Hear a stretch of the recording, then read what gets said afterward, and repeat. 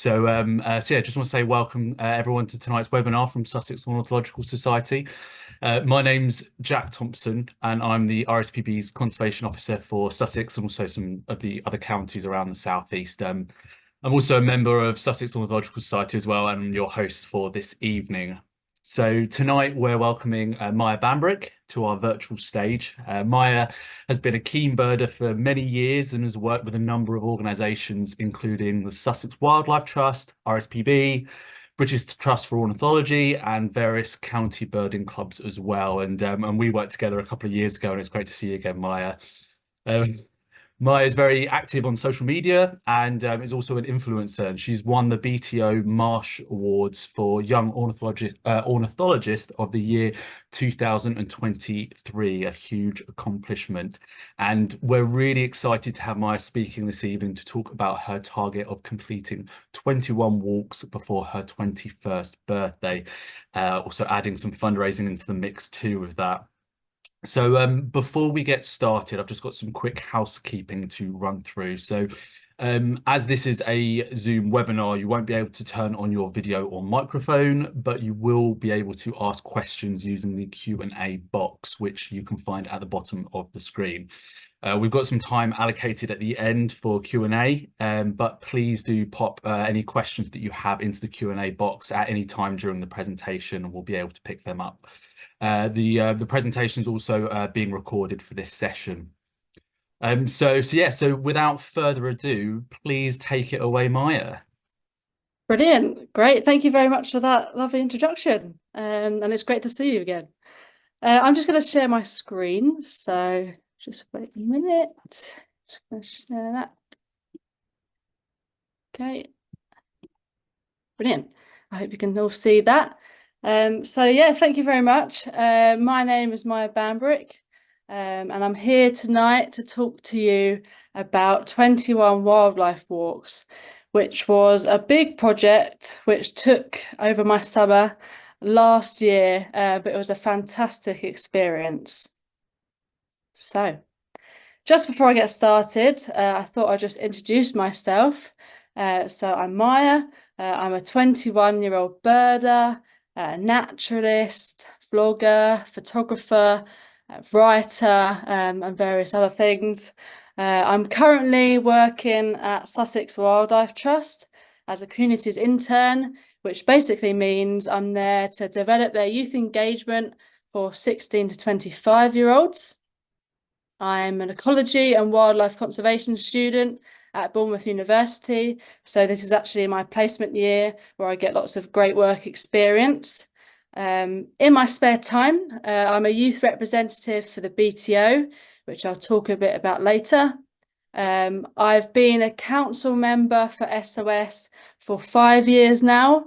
I'm an ambassador for Leica Sport Optics, and I love to share my enthusiasm for the natural world via my social media and creating short little films and vlogs, which I put on my YouTube. So I'm quite a busy person. I enjoy having lots of projects going on, and most importantly, trying to create other opportunities for young people to get involved with nature.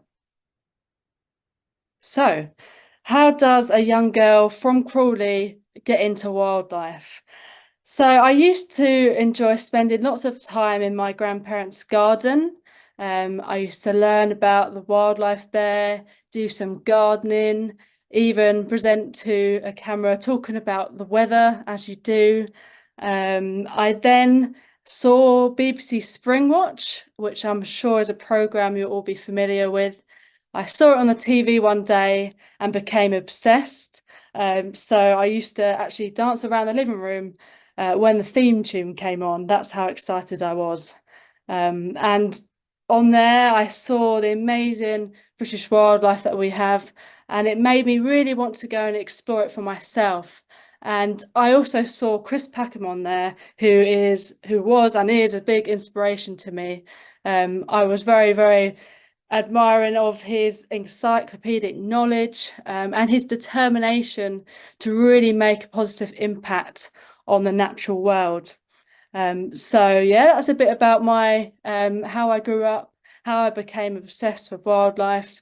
I went from actually doing sort of street dance every weekend to then sitting in a bird hide every weekend with my camera. So I got into wildlife photography, and then that developed into birding, and now I am where I am, and it's become a career, which I didn't expect when I first got into it.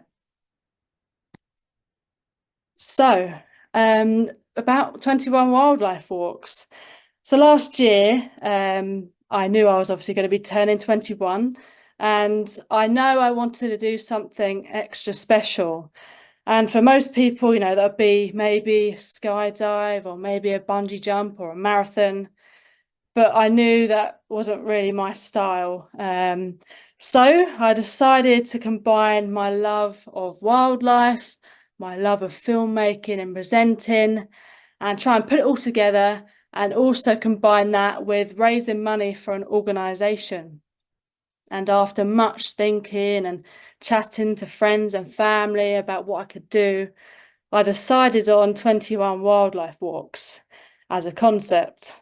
And the aims were to try and raise £2,100 for the British Trust for Ornithology, to film 21 different wildlife walks across the UK, to raise awareness of species decline, conservation issues, and the biodiversity crisis, to speak to inspiring guests all over the UK, all before my 21st birthday in September, and on my own, basically doing all the filming, editing, social media, fundraising, with the help of Leica Sport Optics, which very kindly funded it, and the BTO, of course, as well.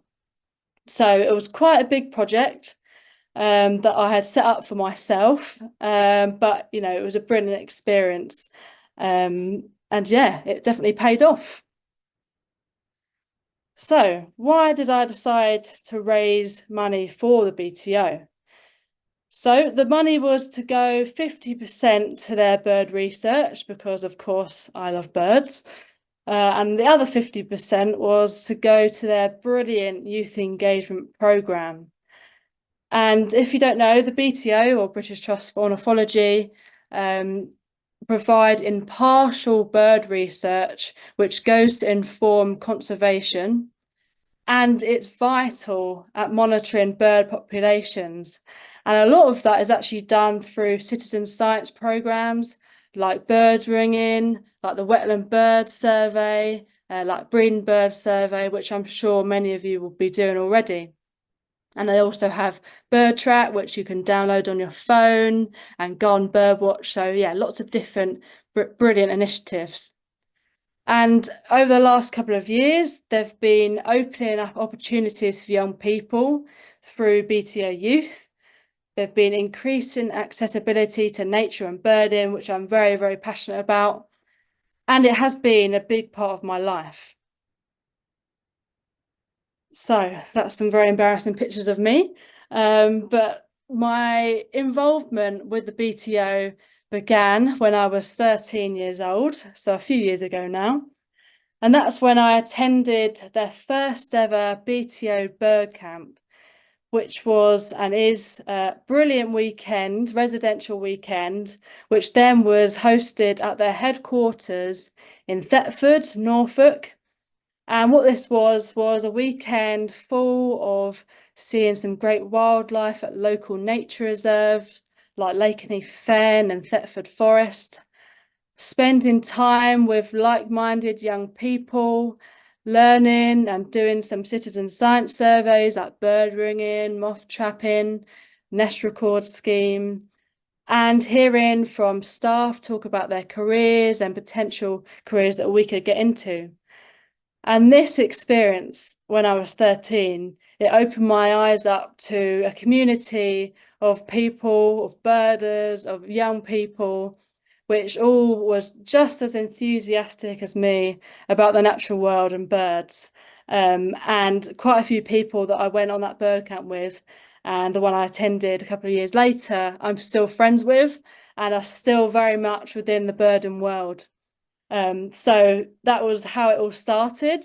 I then got involved with bird ringing when I was 15, and got involved with the Cameron Bespoker Trust, which are a brilliant organisation based down in Hampshire, and they sponsored these BTO bird camps. And later on, I became a young ambassador for them, working to do my own initiatives and projects and youth engagement events.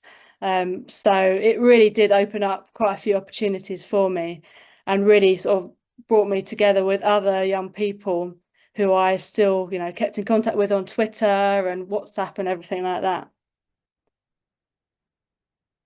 So a few years later, I became a youth representative for the BTO. Firstly, down in Dorset, whilst I was at Bournemouth University, and now in Sussex. So BTO Youth is formed of 3 staff members working at the BTO, a youth advisory panel, which is full of brilliant young people who advise on everything to do with youth engagement, but also on some of the decisions that the BTO make in a wider scheme. There's also over 80 youth representatives around the UK. And being a youth rep, what we have to do is plan and create our own events in our local communities. And those events are all about making nature accessible and welcoming, and trying to, really engage the next generation to connect with the natural world and birds, and hopefully take part in some citizen science surveys. And all of these, as I mentioned, are youth-led, which really, really, I think is so vital. Throughout my time as a youth rep, I've created and led quite a few events now. They've included bird walks, guided bird walks for beginners, such as at Poole Harbour. I've done quite a few there. I've done a couple of speaker events. Most notable was having Chris Packham very kindly come along to Bournemouth University and do a talk, which was brilliant, to over 100 young people, which has probably been my highlight so far. I've done a nightjar talk and walk. We've done beach cleans. We've had other youth reps do boat trips around Skomer Island and Bass Rock. We have museum visits. So it is very, very varied. And, we can literally come up with an idea, and the staff will support majority of things that we come up with, which is the, important thing about it. It is really youth-led. So most recently, a couple of weekends ago, I spent the weekend in Cambridge at the David Attenborough building, where we were hosting, as BTO youth volunteers, alongside WWF and RSBB, a Youth in Nature Summit. So this is the second summit that we've run. And this brought together 100 young people, staff from different conservation organisations in the UK and across the world, CEOs like Becky Spate and Juliet Vickery from the BTO, some really cool people like Megan McCubbin, and it brought us all together to talk about how we can move forward with youth engagement within conservation, how we can engage young people, empower them, and really get them involved in decision making, such as through youth advisory panels, young people's forums, and it was such an inspiring event. I was volunteering there with the BTO, and I took over the BTO's Instagram and got to interview some people like Megan and some brilliant guests that were doing some great talks there. So if you get a chance next year to come along, I would highly recommend it. It's such a refreshing and inspiring event. So on to the walks, as my talk is named 21 Wildlife Walks. And as you can imagine, I did do a lot of walking. A lot of the walks were local, but some of them, one of them was in Scotland. I went to Norfolk. I went to Gloucestershire, to Cornwall. So it really was all corners of the UK. And most of them I went via public transport, which took me sometimes a long time, 8 hours it took me to get to Scotland. And I did a lot of walking, but it was brilliant to see a range of landscapes, a range of wildlife, and to speak to inspiring people. So I was going to highlight some of my favourite walks and chat a bit about the wildlife that I saw there. So my first walk that I did was at the RSPB Weymouth Wetlands. So this is RSPB Radipole and RSPB Lodmore. And these are quite sort of surreal reserves because they're very urban. RSPB Radipole, for example, is surrounded by McDonald's, KFC, and there's also a few shops and big car parks. So you really wouldn't think that this amazing reed bed and mosaic of habitats would be in a place like that. But it really does draw some brilliant wildlife. So there's things like bittern. It's a really good place to see and photograph bearded tits. But there's also some other great wildlife there, which I actually did manage to see. So I got some great close-up views at Lodmore of waders, such as oyster catcher. I would recommend, if you really want to see waders up close, that it's a brilliant place to walk along because you can be very, very close to waders such as snipe, lapwing. I also saw my first blackwing stilt pair there last year. And this time I saw a lovely oyster catcher, and that was just taken through my scope. So it was very, very close. At RSPB Radipole, I got a brilliant view of marsh harrier gliding over the reeds. I saw a hobby. There was lots of insects as well, so not just birds I try and talk about, but there was lots of beautiful demoiselles. There's some great, obviously, wetland habitat there, so lots of dragonflies too and butterflies. And I spent a long time watching sand martins go back and forth from the nest bank that they've got there. So if you're ever down Weymouth Way, I would highly recommend going to these reserves and try and maybe combine it with Portland Bill. That's another great place to go as well. But I saw some great wildlife at the RSPB Weymouth Wetlands. And my second walk was on a beautiful summer's day at Martin Down Nature Reserve, which is in Hampshire. So it's owned by the local council. I'd never been before, and I was certainly going back because I've never been to a place which is so full of farmland wildlife. So things like yellowhammer, and I was shocked at how many corn buntings there were. So the hedges are what hedges are supposed to look like. It's really, wildlife friendly farming happening there. And you can tell it's paying off because I saw more corn bunting than I've ever seen before. So many yellowhammer singing, so many skylark, but it wasn't just the birds. It was such a great place to see some special and scarce butterflies like grizzled skipper, dingy skipper, and the small blue. So I remember I was sitting down on a bench and we were just watching the small blues. They were not really flying, more just hopping from the grasses, which I'd never seen before, never seen a small blue. And as well as butterflies, there was a whole sea of different species of orchid.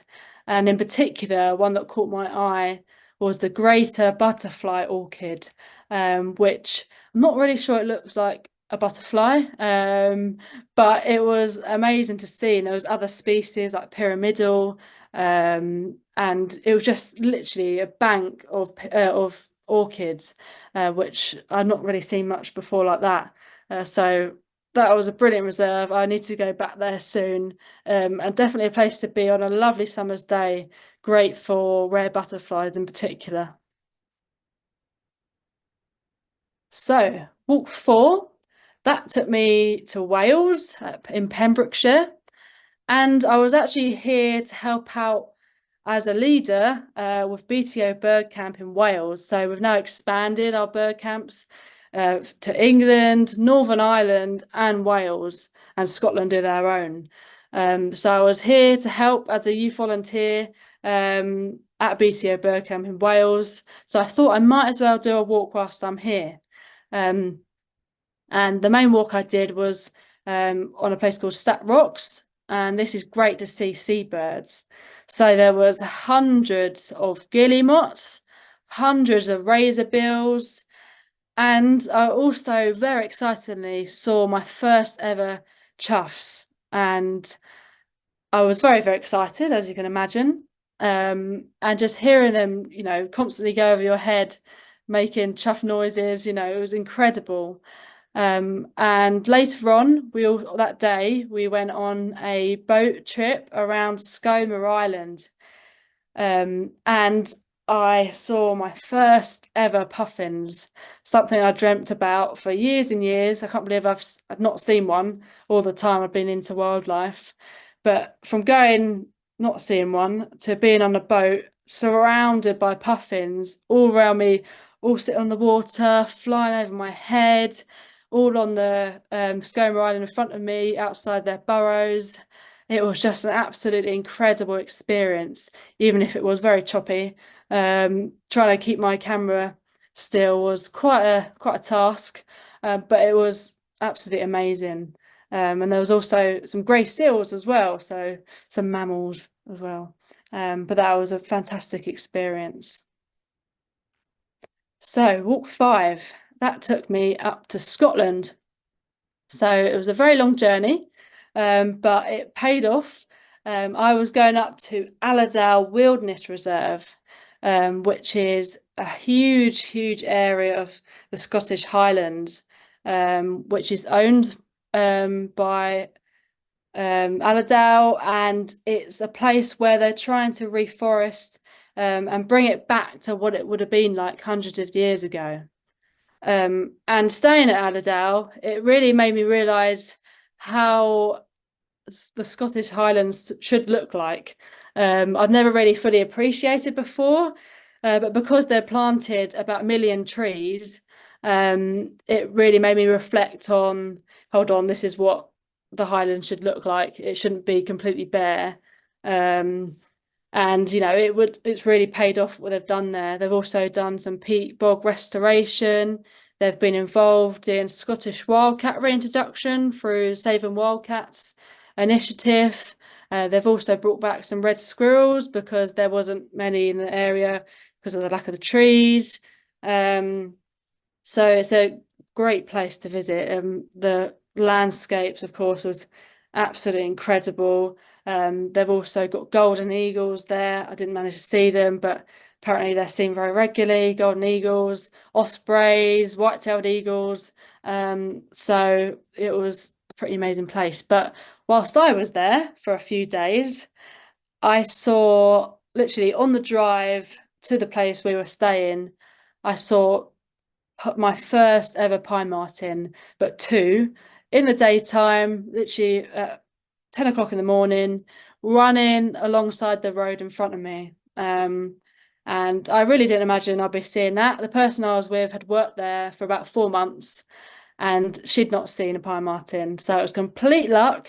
But it wasn't a bad place to see my first pine marten. And also there was obviously some lovely rivers. And I saw my first Atlantic salmon leaping like you see on the documentaries. So that was quite cool. There was lots of willow warblers singing, lots of siskin, and I also saw this lovely adder, which just happened to be basking on the path in front of me. Lots of wheatear, so we saw a little family of wheatear, and some really interesting insects too, like lots of green tiger beetles, which were using the path as a bit of a hunting ground. So they'd scurry along, hunting ants, and then fly up and then land again, hunt another ant, which was quite entertaining to watch, but very hard to photograph. But yeah, a very interesting variety of species at Allerdale. So, walk 12 took me to Bardsey Island. which is off the coast of Wales. It's a place that I've always wanted to go to. And last year I got the chance through a university birders week that they were hosting there. So I jumped at the opportunity and stayed on the island for a week. So I did maybe put in some other bits from the week in the walk. So the island is quite small. You can walk around it in a few hours, but it's got such an amazing variety of wildlife. So there's a grey seal colony with one single common seal. It's home to thousands of Manx shearwater, which have become one of my favourite birds now. It's home to chough, kittiwakes going along. It's a really good place for sea watching. So whilst I was there, we spent quite a few days literally just sat sea watching. And through that we saw Arctic skua, we saw all the Manx shearwaters hunting out of sea, gliding along the waves. We did quite a bit of ringing there. So I was staying at Bardsley Bird Observatory, and they do a lot of monitoring. So through ringing, and also monitoring the Manx shearwaters. So one of the tasks we did a couple of nights was going out to ring with a BTO license, storm petrels, and an incredible bird to see up close. Very, very quite cute, very small, much smaller than you'd think. When you see them out to sea, they don't look as small, but really in the hand, they are tiny. And their little webbed feet as well, so cute. One of the tasks that we needed to do whilst we were on the island was to help monitor the Manx shearwaters. So we went around sort of going in the burrows. I was very, very muddy afterwards, and regrettably they don't have a shower there. So that was quite fun. And we would go around ringing the chicks, which were basically just fluff balls with quite a sharp beak. And then at night we'd go around actually ringing the adults, and they'll just be sort of sat on top of the burrows, not really bothered about people. You just sort of pick them up and ring them carefully and then put them back, and they're pretty happy, carry on their normal business. So that was a vital part of what we did there, was to help monitor the Manx shearwaters and do lots of sea watching, do lots of bird watching. But on my walk, so for my 21 wildlife walks, I walked across the whole island. Took me a majority of an afternoon, seeing lots of grey seals. I sat in the sea watching hide, which is just made of stone, and one of the most interesting hides I've been in. But I sat in that hide watching kittiwakes. I spotted a puffin off to sea, and there was lots of other Manx shearwaters out at sea too. We saw Risso's dolphins most days, and that was my first ever dolphins that I'd seen. And it was just an incredible place. So I'd highly recommend going there. Apart from the wildlife, the night sky is something else. We used to go out most nights helping with Manx shearwater ringing, and you just stare up and be able to see the Milky Way. And if you've not been to a place like that, you don't realise how many stars there are. And it was just incredible. I'd love to go back there, hopefully, in the next couple of years. So for walk 17, I came back to Sussex. So this is after I moved home after uni and back to one of my local patches. And for this walk, it was a lovely summer's day again, and it was a real raptor day. So I got a lovely view of a hobby perched on one of the fence posts. I got some nice views of a red kite. There was also buzzard, kestrel, sparrowhawk. I heard yellow wagtails going over. Saw lots of common snipe feeding out in the open. And most importantly and excitingly, I saw this. And this was my first proper view of a white-tailed eagle in Sussex. And I've been wanting to see them for a long time because I kept seeing pictures on Twitter, people seeing them at Pulborough. And I thought, surely my time has come to see an eagle in my home county. Unfortunately, that day, I was stood by Jups View. I was looking out, looking at the waders and the ducks, and I hear all the geese go up. I think surely there's got to be a big bird of prey around. And I was right. I looked up and saw the eagle gliding over my head, not too close, but which was, amazing to see. And I was very, very excited. It was a real highlight of my 21 wildlife walk, seeing that eagle. And unfortunately, I've seen them quite a few times since at Pulborough, but that was a brilliant first time to see one. So for walk 17, I came back home again to Tilgate Park in Crawley. So I've been going to Tilgate Park since I was in the pram. So my mum used to take me around the lake when I was very, very young. I used to also feed the ducks and geese there.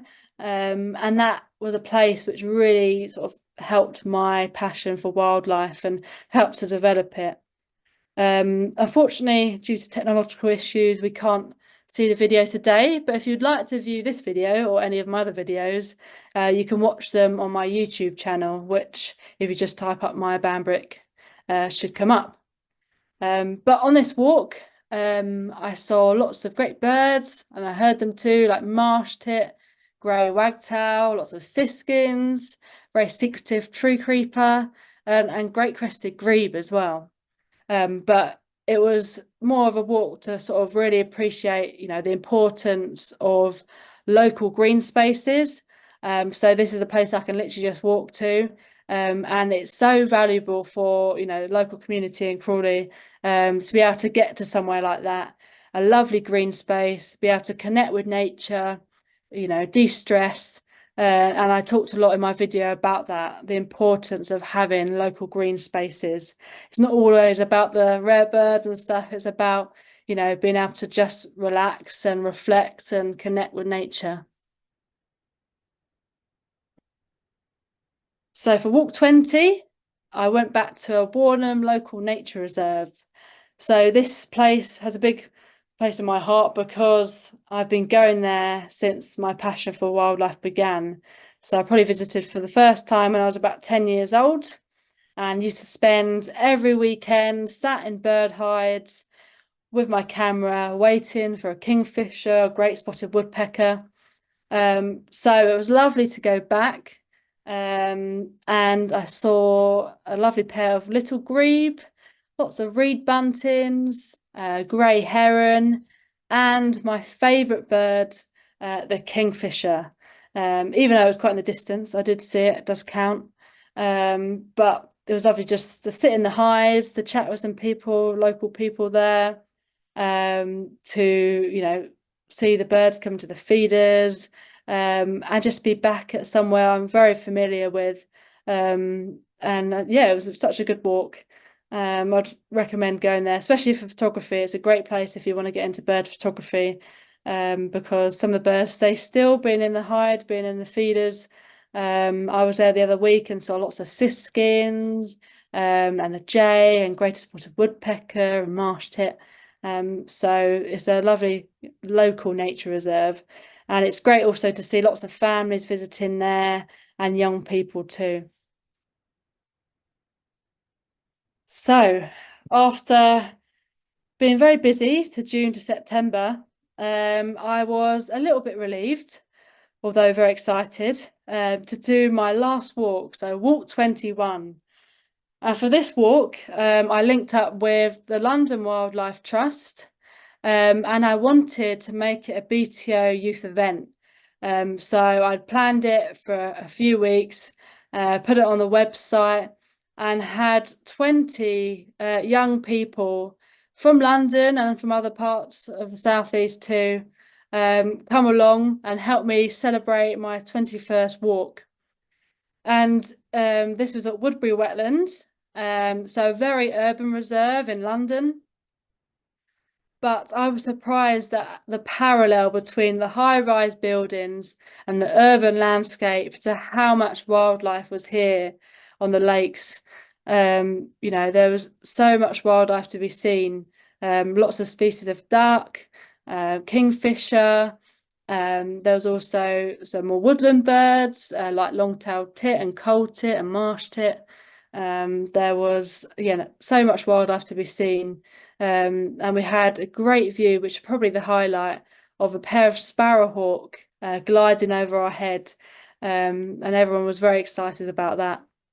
And at the end of this walk, I was presented with a check of the, not for me, unfortunately, of the money that I'd raised over the 21 walks by Faye and Chris, who are the BTO youth staff members. And I did a little speech, and it was very, very, you know, a lovely end to a big project that I'd undertaken. And yeah, it was just a brilliant walk. It was lovely to be with other young people too.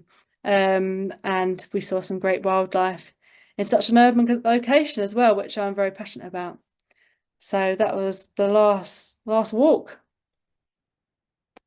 So I did manage to get to my target of £2,100, and I actually did manage to go over it. So I got to £2,800, and that page is still live if you feel like donating to the BTO. If you just search up Mya Bambrick Just Giving, it should come up. And that money is going towards the youth engagement programme. It's going towards bird research, in particular the avian flu research. So yes, I was very pleased that we got to the amount, and very grateful to everyone that very generously donated, to Leica for sponsoring it. Chris Packham also helped me a lot by sharing it. I did a video for 8 out of 10 Bats, which was a broadcast he set up with various other people. So it was a lot of work, a lot of effort, but I got there in the end, and it was very exciting to get to that, over that target, and I'm very grateful to everyone who supported me through that. So my highlights.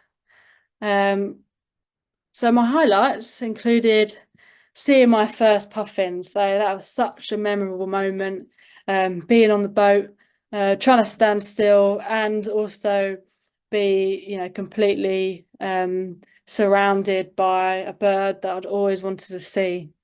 Chatting with inspiring guests. So through some of my walks I've not mentioned actually, I spoke to quite a few different people.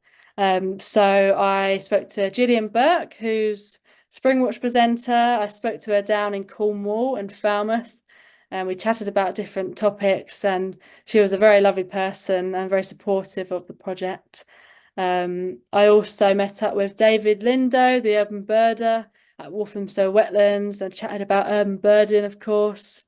And I spoke to the Cornwall Beaver Project. So when I was down in Cornwall, I spoke to Felicity Jones, who's heavily involved with the project down there, talking about beaver introduction and how important it is.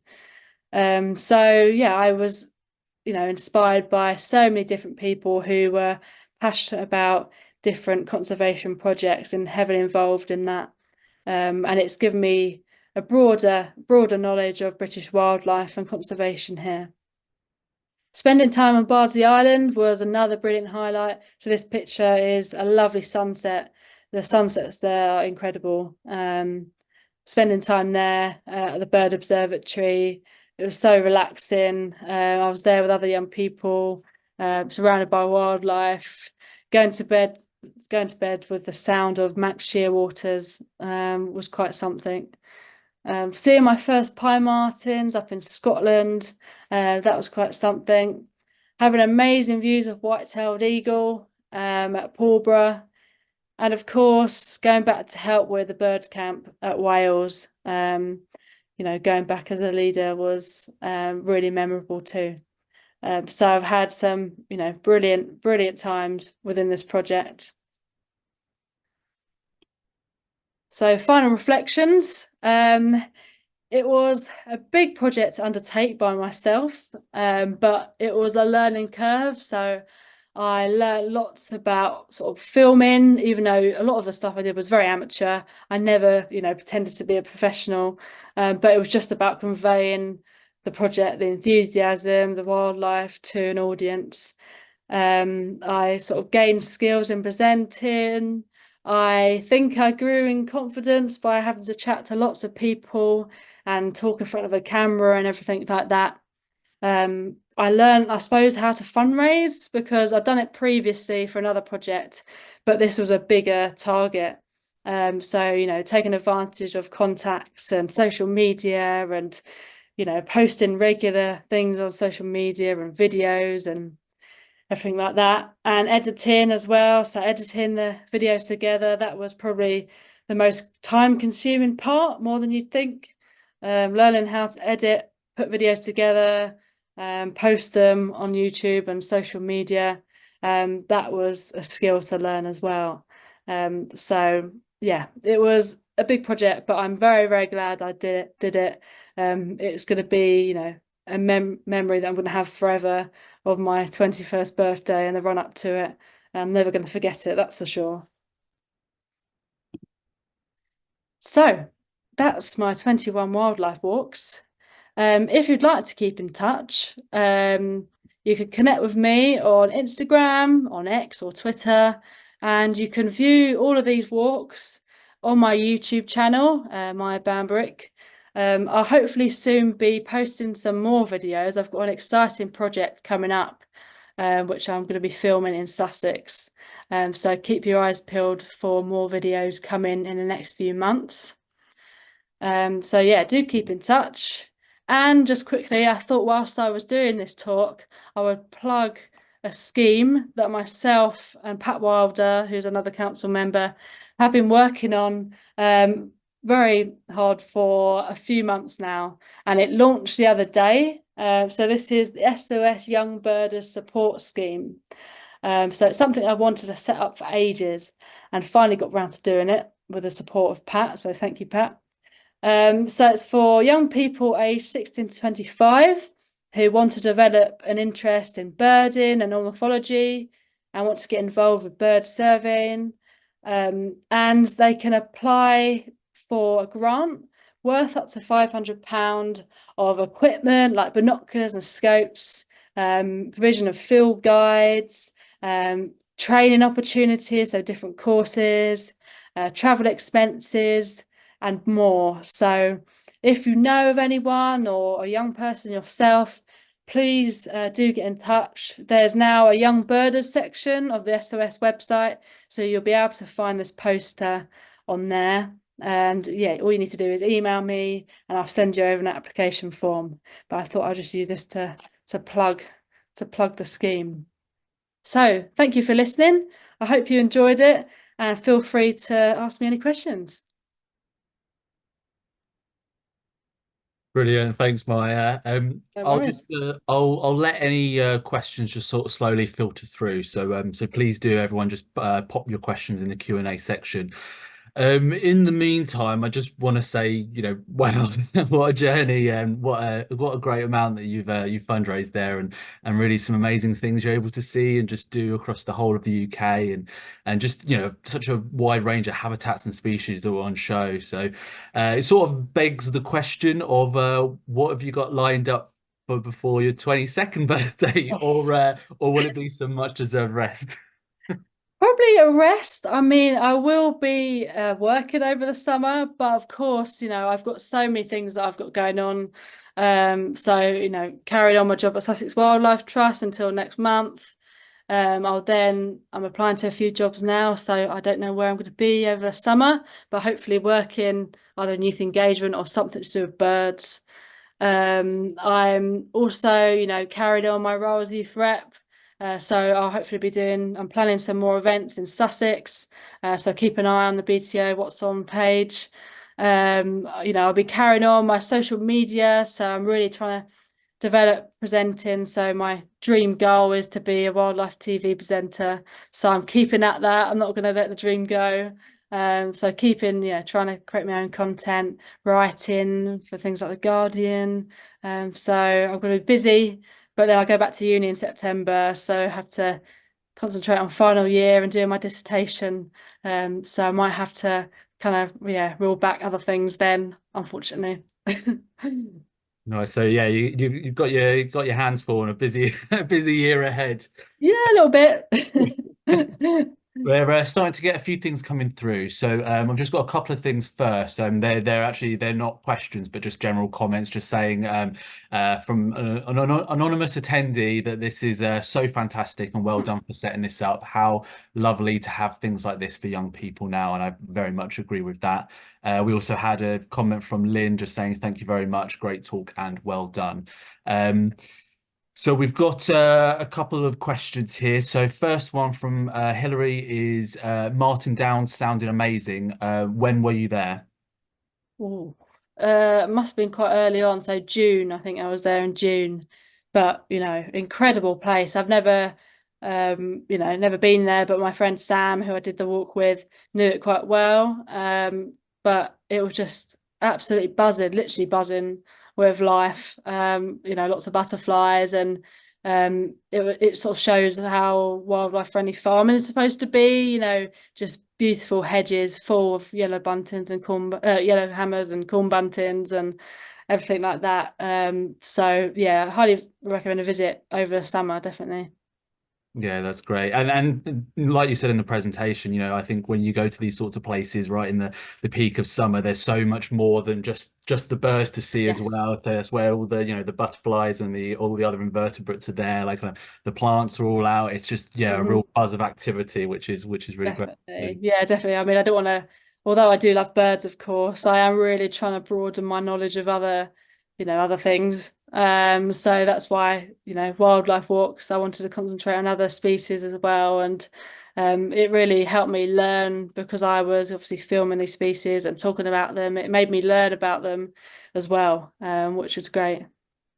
Yeah, I think that's a really like kind of valuable thing for people to take is that really just getting stuck into it and fully immersing yourself is just the best learning opportunity that you can have, and it really just sticks with you, doesn't it? Definitely. And talking to other people about it as well. I find that's one of the best ways to learn, absorbing that knowledge and then, talking about it to other people, whether that be on a video or if that's not your thing, just chatting to your friends and family about it. That's the best way, I think. Yeah, that's what I always do. I just ramble on and then Oh, nothing yeah, me in too. my mind. My friends love me, just rambling on about birds and wildlife all the time. Giving lectures every 5 minutes. Yeah, that's it. So we've got a couple of questions that have come through. One of them is, I'm much older than you, but what's the best way for anyone to get into bird ringing? Yeah. Okay, yeah. So if you go onto the BTO's website, there should be a bird ringing page, and it should sort of find a trainer. So if you literally just search up find a trainer on Google, BTO, it should come up with a map. And from there, you can see if there's anyone local to you who is a bird ringing trainer. And then what you need to do is contact them, and they'll take you through sort of the method of getting started. So you'll probably go out for a few sort of trial sessions to see if it's for you. It's very early mornings, especially in the summer. You're talking, starts at 4 a.m. And it's a lot of time and dedication. So a lot of early mornings, a lot of weekends. The training takes a long time, a few years. If you're there consistently, you can probably do it in a couple of years. But I've been doing it for 8 years now because I couldn't do it consistently. So yeah, find a trainer, try and do a few sessions, and then they'll take you through the process of becoming a trainee, and eventually you'll get your C permit if you've done enough training. Brilliant. Thanks, Maya. Thanks for that. And another question which asks, what binoculars would you recommend for bird watching? Okay, well, it depends if you're a beginner or if you're more into it. of course, being a Leica ambassador, I'd say Leica binoculars are brilliant. I've got a pair of ultravids because I think for me, I need something that's quite light because I carry a scope, I carry a camera, I carry a backpack. I'm not a bodybuilder. I need some lightweight binoculars to go along with that. So yeah, having a lightweight pair definitely. So something like Leica ultravids, or if you're want something more beginnery, RSBB and Opticron do some great binoculars. So Opticron in particular, that's where I got my first pair. So definitely look into sort of the lower range of Opticrons. Opticron kindly donated 10 pairs of binoculars to our Young Birders support scheme. They're great pairs. So yeah, look into, or RSBB, of course, do some brilliant pairs. And I think places like Arundel do sort of optics days where you can go and sort of try them out. So I think that's sometimes the best way as well, to go to an optics day and see what feels best in your hands, and adjusts to your eyes and everything like that. So yeah. Yeah, no, definitely. Yeah, if you can get out and just sort of go to somewhere where you can sort of get a bit of a feel for them. Not to plug the RSPB at all, but you can go to a place like Paul Brooks and they'll have them Yeah. like there on display, and you can have a conversation with people. And I think that's really, really useful because there's a wide range of different binoculars that you can use at different price points as well, and like kind of you can just find the best ones that are the best ones for Yeah. you. I've stuck with my RSPB Avocet ones since I started my RSPB journey like a number of years ago, and they're doing just fine for me. So I think it's once you've got a pair, if you want to invest a bit, they can last years and years and years. So if you've got a bit more money, an investment I think is always worth it, especially if it lasts you in a decade. So definitely. Okay, we got a few more questions that just popped in now. So, is there a top place in Britain you would like to visit that you haven't been to before? So I've got a whole list actually, but I would say the Isle of Mull. It is a place I just see so many people going to, and it just, the eagles, otters, whales, dolphins. It's definitely a place I'd love to go to, and I'm very jealous of everyone that gets to spend a lot of time there. Yeah, that's definitely on my bucket list at some point, maybe this year, maybe next year. But there's lots of other places in Britain that I've not been to yet. I've not done much of sort of northern England, being a southerner. Um, so yeah, there's lots on my bucket list, that's for sure. So maybe some more walks at some point.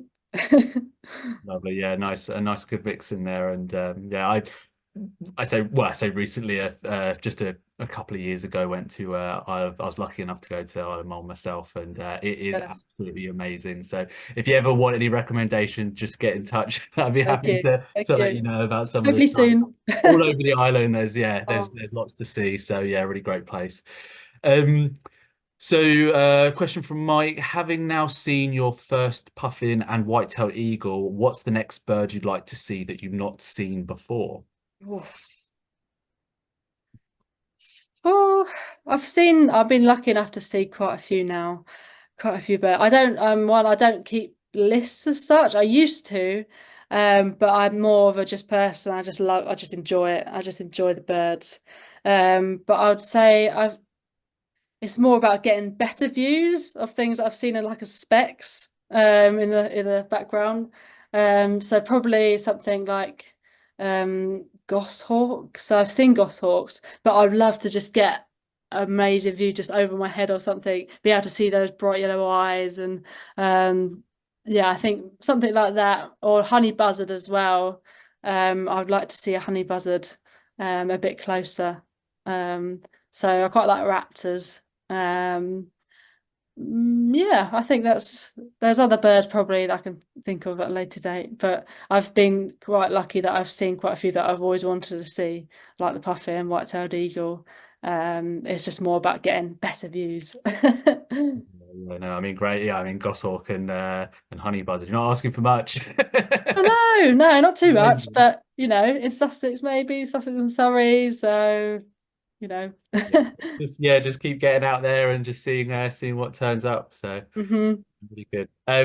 So Matthew's got a question. Missed the beginning of the webinar and just wanted you to run over again what's your role is at Sussex Wildlife Trust. Sure. So my role is communities intern. So I work within the communities and wildlife team. And basically that entails me developing youth engagement for 16 to 25-year-olds. So I've been there since September, and I've been sort of consulting other organisations on what they do for youth engagement, looking at other wildlife trusts. I've set up a youth-led nature reserve in Brighton called the Dean Way and been running that every Wednesday for young people. I've been planning and running an events program over the last couple of months. I've been, doing social media and blogs and, feeding into the sort of wider wildlife trust on how we can better involve young people and into the future over the next couple of years, how we can, bring them more into sort of decision making and sort of the wider trust work. So quite broad, but unfortunately I've finished there next month. But I'm sure I'll be involved in some sort of capacity and what they're doing. Yeah, brilliant. So yeah, a range of different things Range of things. and some really important work on youth engagement that really needs to be at the core of what Mhm. we're trying to sort of deliver through conservation. So yeah, that's Definitely, great work. definitely agree. Um, Couple more questions that we've got before we running out of time. But can you recommend a UK specific bird ID app, please? Okay. So I would say for bird call and bird song, Merlin. So Merlin is really good. So it basically just records and tells you what birds it can hear singing. Sometimes, most of the time, it's pretty good, pretty accurate. Of course, it's an American app for eBird, so sometimes it will come up with some a bit, crazy species that are probably not going to be here. So you have to sort of use it with a pinch of salt, really. But Merlin for bird song, for ID. So if you've got pictures of birds and things, I always use iNaturalist. Because it sort of identifies the species. This is birds and everything as well. So it's really good for plants, fungi, insects, because it will ID it and then actually record it within the system. So it's important data, recording, where you saw it, what it was. For a field guide, so you can get the Collins bird guide on your phone, which I've got. It's about £10, but it's really, really useful. So to have that, you haven't got to carry, although some people want to, you haven't got to carry a very heavy bird guide in your bag. You can literally have it on your phone. I use this a lot of time if I'm doing events and stuff and just want to show someone what a bird looks like. And it's also got the bird song calls on there. So yeah, there's a whole host of brilliant apps, but I would say they're probably my top three. And Bird Track as well by the BTO. So that will, if you see a bird and can identify it, you can then log it on and create sort of a list for a site you're at, and a day list and things like that. And that all contributes towards data and conservation. Brilliant. Yeah, yeah. I think you use the same apps as me, Maya, and just also add because one of the things I think is really good about the Collins Bird Guide app is that you can also have the option of I think purchasing. It might be a few quid more, but you can get the bird atlas for breeding and Mm-hmm. wintering birds on there to get the UK map and their distribution, which can be really Mm-hmm. helpful if you're unsure about where these birds might be and whether or not it's a Right wild place. guess or something like that. It just Yeah. provides a little bit more reassurance, so it's always a nice feature to have. So one last final question that we've got, which is where is your best place to see a bearded tit? Oh, okay. So I would say probably RSBB Radipole. So that's the place where I've seen them the most. And I've also seen, because I don't get down there that often anymore being in Sussex, but I see on the Facebook group so many brilliant pictures that I'm very jealous of. So I reckon if you go there, you're, pretty good chance, especially in the winter as well. That's quite a good time to go and see them and try and photograph them if you've got a camera. So yeah, a lot more or Radipole, but I would say Radipole in particular.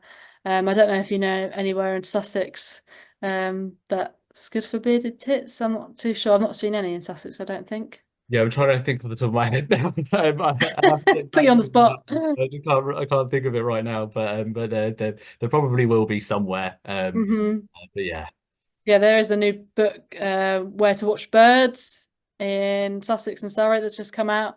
And that's probably got a good, if you're looking to see any specific species, definitely think about getting that book because it's definitely got, some good locations in there to know where to watch different species.